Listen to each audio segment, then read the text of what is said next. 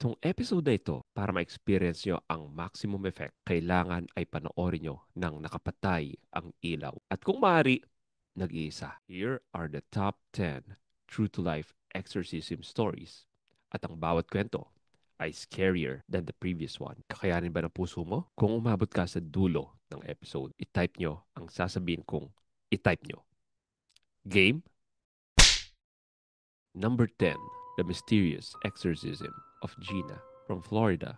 April 4, 1991. Halos 29 million katao ang nanood sa TV para makita ang totoong exorcism ng isang 16-year-old girl na tinatawag lang sa pangalang Gina. Naganap ito sa isang TV studio sa Florida at tumagal ng 6 na oras. Napanood ng milyon-milyon sa TV ang isang deliverance ritual kay Gina na pinangunahan ni Father James Lebar at isang evangelical minister. Bagamat dramatiko, hindi ito opisyal na Catholic exorcism, kundi ay bahagi ng isang TV special ng ABC na nagdulot ng debate. Demonyo ba o mental illness lang? Ayon sa pari, may maraming demonyo na sumanib sa kanya, kabilang sina Zion at Minga. Habang nagdadasal, sumisigaw, nagsasalita ng hindi kilalang wika at nagpupumiglas si Gina na parang may ibang lakas. Sinabi pa ni Father Lebar na kung hindi raw siya tinali, baka lumipad siya sa kesame. Pagkatapos ng ilang oras, sabi nila na cast out na ang 2 demonyo at tila gumaan si Gina. Pero matapos nito, ay dinala siya sa ospital at ginamot gamit ang anti-psychopathic meds, hindi holy water. Ang episode na yon ang isa sa most watched sa kasaysayan ng ABC at nagsimula ng matinding debate. Possession nga ba? O talagang mentally ill lang si Gina? Simula pa lang yan. Kaya pa ba? Number 9. The 1764 demonic outbreak in New Mexico. Noong 1764, isang Spanish missionary sa New Mexico ang nagsabing nag-perform siya ng maraming exorcisms sa New Mexico na nooy Spanish colony. Ang pangalan niya, Fray Juan Jose Toledo. Nagsimula ito noong 1963 ng November sa isang babae na si Maria Trujillo. Matapos manganak, nagkaroon siya ng matinding lungkot. Pero sabi ni Father Toledo, hindi ito depression, possession. Noong December 18, matapos siyang himatayin, bigla siyang nagkaroon ng lakas ng parang hindi tao, kaya in-exorcise siya ni Toledo. Di nagtagal, marami pang babae ang nakaranas ng kakaibang mga simptomas. Isa, si Francisca Varela, na nakakadinig ng tunog ng mga baboy kahit wala naman sa paligid. Baka lang nasa kongres siya. Nang makita ang pari, naging kulay abo ang mukha niya and mimic the sound of pigs, cows, horned and spotted owls, and other animals. Kaya, Toledo exorcised her at habang pinaperform ang ritual, Varela insulted him, attacked his lineage, howled, and threw a shoe at somebody. Nagperform pa si Toledo ng exorcism sa 5 pang babae at isang lalaki. Sinisisi niya ang outbreak sa witchcraft na usong-uso sa lugar noong panahong iyon. Sa number 8, pupunta naman tayo sa France. The Possessed Nuns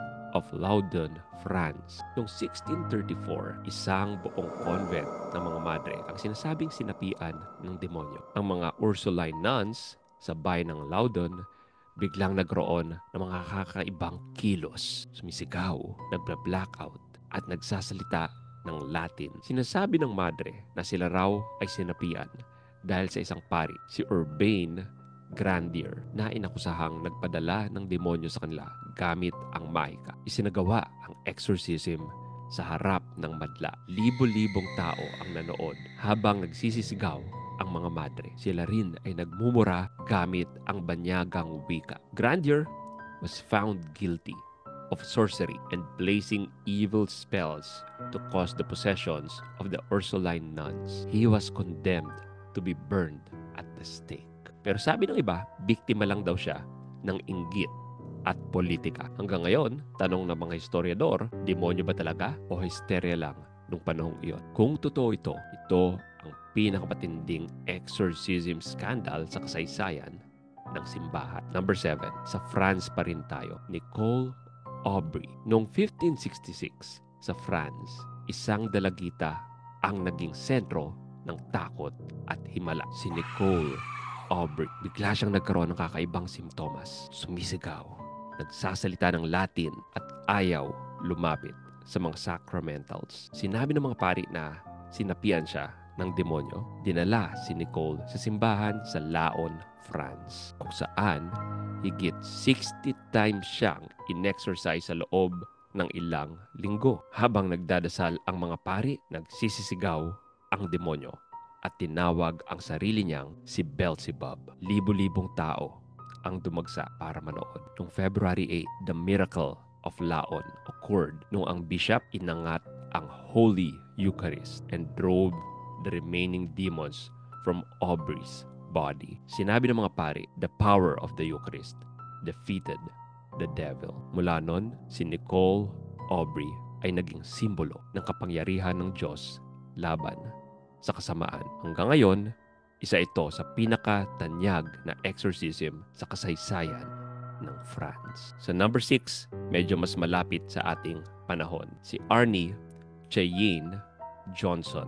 Ito ang kauna-unahang kaso sa US kung saan sinabi ng akusado, "The devil made me do it."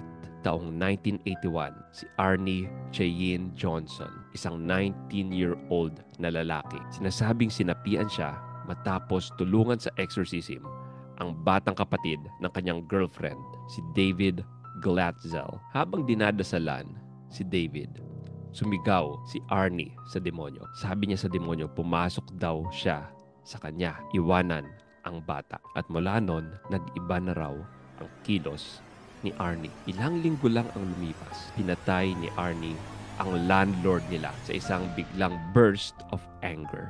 Sa korte, sinabi ng kanyang abogado, hindi siya ang pumatay, kundi ang demonyo.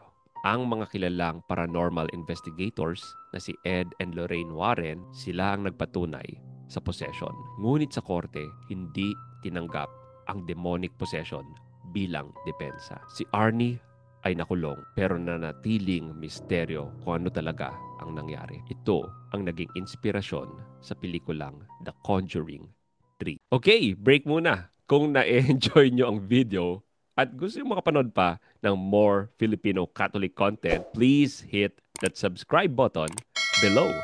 And while you're at it, paki-like na rin and hit that notification bell. Kumusta? Kaya pa?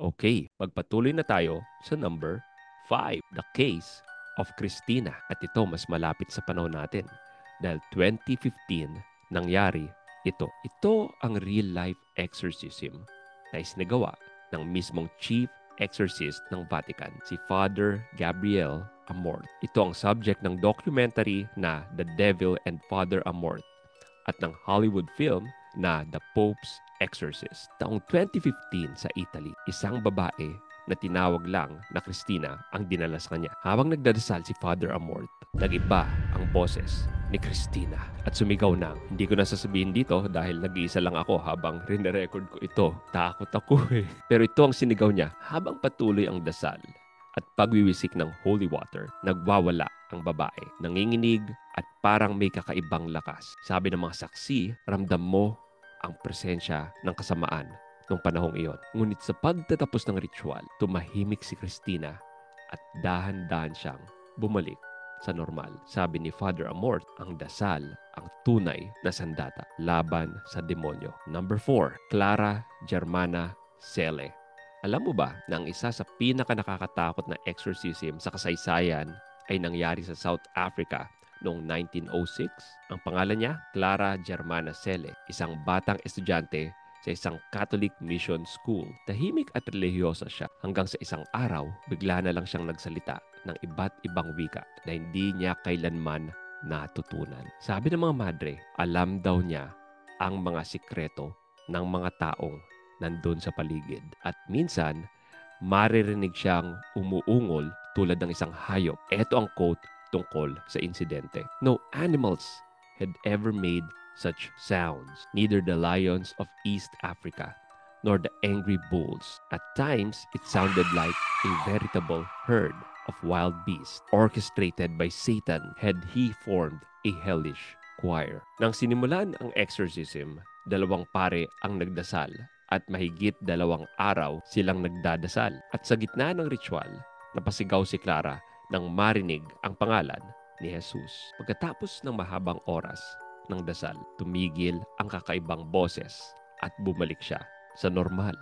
Hanggang ngayon, isa ito sa pinakatanyag na exorcism stories. Alright, palapit na tayo sa number 1. Number 3, Anna Eklund, aka Emma Schmidt. Alam mo ba na may isang exorcism sa Amerika na tinawag na the most terrifying case of possession in US history? Ang pangalan niya, Anna Eklund, o kilala rin bilang Emma Schmidt, isang ordinaryong babae na biglang nagsimulang magsuka ng mga bagay na kung ano-ano. And as usual, nagsalita na naman siya sa wika na di niya napag-aralan ever. Takot na takot din siyang pumasok ng simbahan. Noong 1928, dinala siya sa isang kumbento sa Iowa. 3 beses siyang in-exorcise ni Father Theophilus Riesinger. At tuwing nagdadasal ang mga madre, sumisigaw din siya sa tinig ng isang lupon ng demonyo. Sinasabing sinapian daw siya ng higit 30 evil spirits. Ayon sa mga saksi, lumulutang daw siya sa kama at kaya niyang buhatin by herself kahit 4 na katao ang humahawak sa kanya. Pagkatapos ng matinding dasal at pag-aayuno ng mga pari, tuluyang na-deliver si Anna. Ito daw ang tinaguriang most documented exorcism in the US at naging plot ng 2025 film titled The Ritual, kung saan ginampanan ni Al Pacino ang exorcist priest na si Father Theophilus. At mapapansin nyo, ito ang theme habang lumalapit tayo sa number 1. Ang mga exorcisms na ito